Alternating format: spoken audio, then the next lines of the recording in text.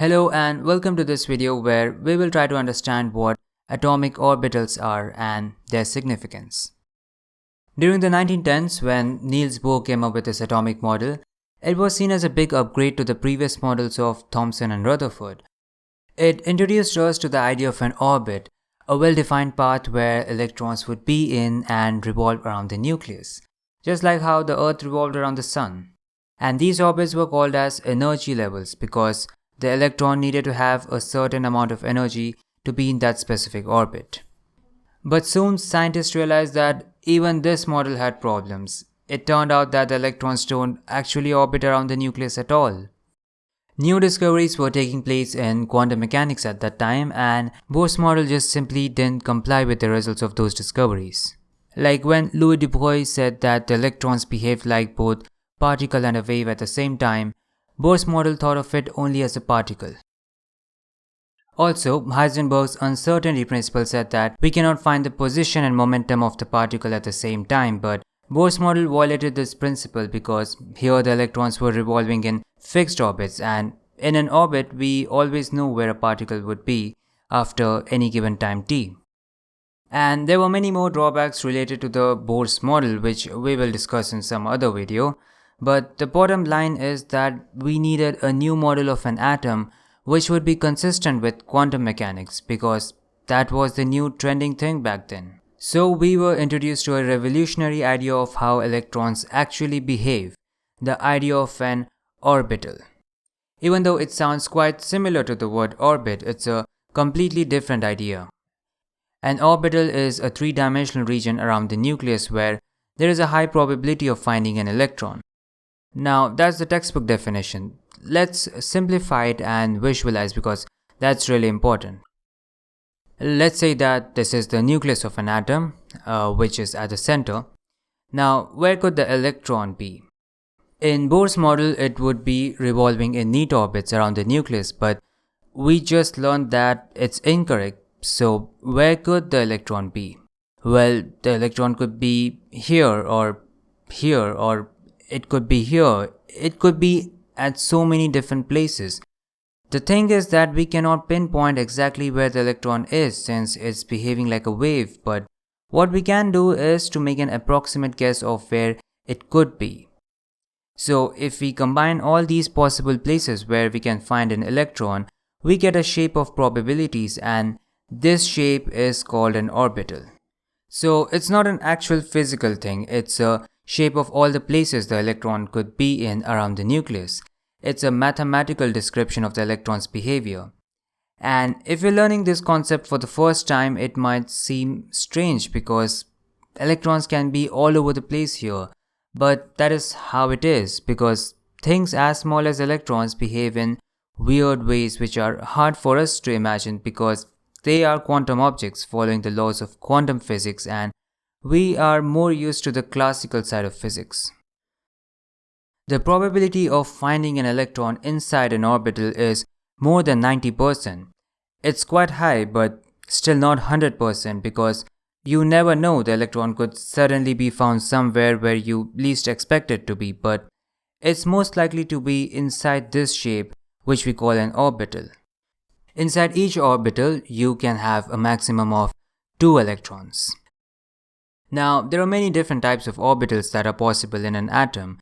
Orbitals can have different shapes, sizes, or orientations, but you might be wondering, how did we find about these shapes and the types of orbitals?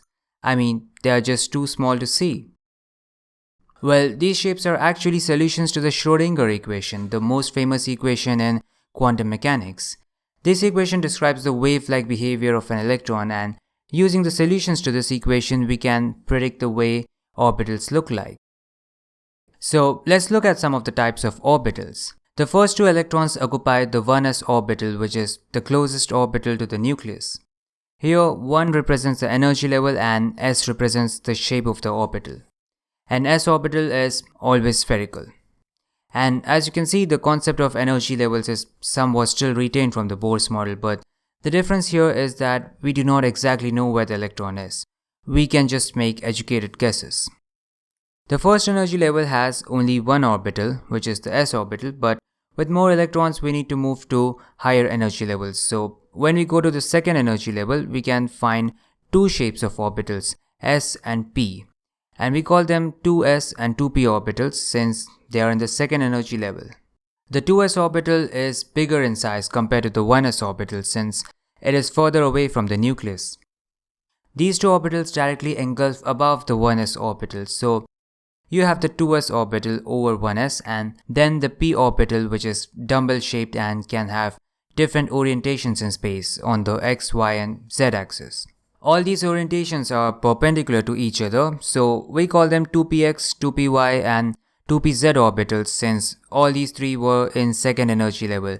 P indicates the shape of the orbital, which is dumbbell, and the subscript here, x, y and z, represents the orientation of the orbitals in space.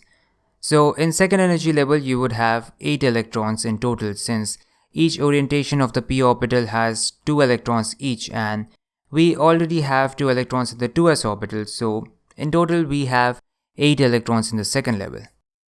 But what if we have more electrons?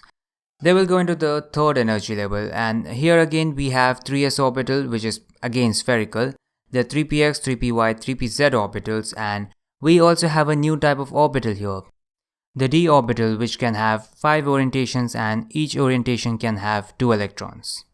So in total you have 18 electrons in the third energy level since each orientation can have 2 electrons, and if we add all that you would get 18. In the fourth energy level you have 4s orbital, 4p orbitals in 3 orientations, 4d orbitals in 5 orientations, and now you have a new type of orbital making its entry here, the 4f orbital, which has 7 different orientations. So the first energy level had just s orbital, the second energy level had s and p, third had s, p, d, and fourth has s, p, t and f. So as you can see, with higher energy you have more orbitals. Also notice that the s and p orbitals are having simple shapes. S orbitals are always spherical in shape and p orbitals are dumbbell, but d orbitals have complicated shapes and f orbitals can have very complicated shapes. Now you might wonder, why doesn't the s orbital have any orientation? Well, that's because it has a spherical shape and a sphere can only be oriented in one way. No matter how you rotate it, it always has the same orientation. Another question on your mind could be, why are they called S, P, T and F? You might expect that S stands for spherical or something, but that's not the case. It actually stands for sharp. P is principal, D is diffuse, and F is fundamental. It has to do with line spectra, and you don't need to remember all these. That was just some trivia for you.